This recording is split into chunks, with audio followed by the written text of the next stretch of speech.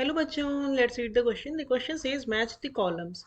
Here in column 1, we have given three parts A, B, C. In A, it is given zero order reaction. In B, first order reaction. In C, second order reaction. In column 2, we have given units of rate constant, which are liter mole inverse second inverse in P, mole liter inverse second inverse in Q, and second inverse in R.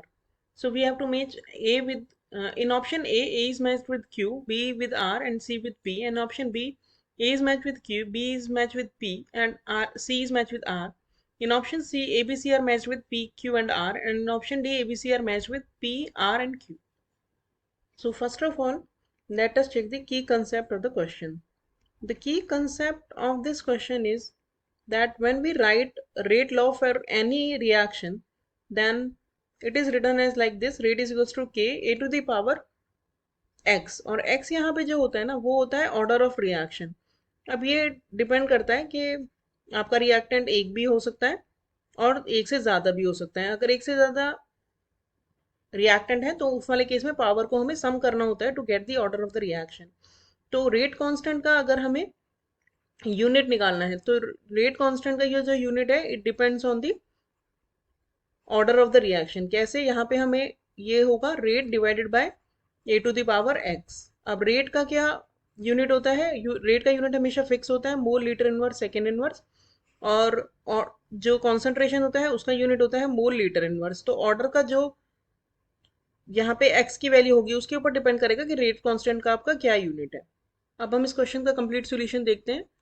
तो पहले हम zero order की बात करते हैं. तो zero order के लिए रेट कांस्टेंट का यूनिट निकालने के लिए तो रेट का तो सेम रहेगा, मोल लीटर इनवर्स सेकेंड इनवर्स. और और कॉन्सेंट्रेशन का मोल लीटर इनवर्स था, उसके ऊपर हम लगाएंगे to the power zero.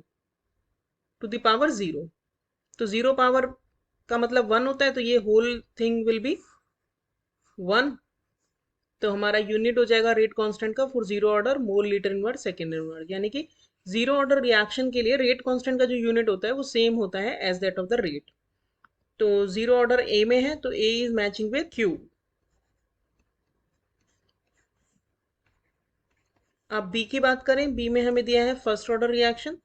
First order reaction के लिए रेट कांस्टेंट हो गया कि unit mole litre inverse second inverse for rate, and mole litre minus one हो गया फॉर कॉन्सेंट्रेशन. उसकी पावर वन आएगी तो मोल लीटर इनवर्स से कन्वर्ट हो जाएगा, तो इसकी यूनिट आ जाएगी सेकेंड इनवर्स. तो फर्स्ट ऑर्डर रिएक्शन के लिए जो रेट कांस्टेंट होता है उसकी सिंपल यूनिट होती है टाइम इनवर्स. अब टाइम आप सेकेंड में ले रहे हो तो सेकेंड इनवर्स, मिनट में ले रहे हो तो मिनट इनवर्स, और आवर्स में ले रहे हो तो आवर्स इनवर्स. तो बी हमारा मैच हो गया आर के साथ. सी में हमें दिया है second order reaction. Second order के लिए सेम लाइकवाइज कैलकुलेट करोगे तो mole litre inverse second inverse divided by mole litre inverse का स्क्वायर. तो ये हो जाएगा mole minus one litre second inverse. तो सी इज मैचिंग विद पी. तो हमारी मैचिंग एबीसी की किससे हो गई? क्यू आर पी से. तो क्यू आर पी हमें किस में दिया है? ऑप्शन ए में. तो हमारा करेक्ट ऑप्शन हो गया option A. Hope you understood the solution well. Thank you.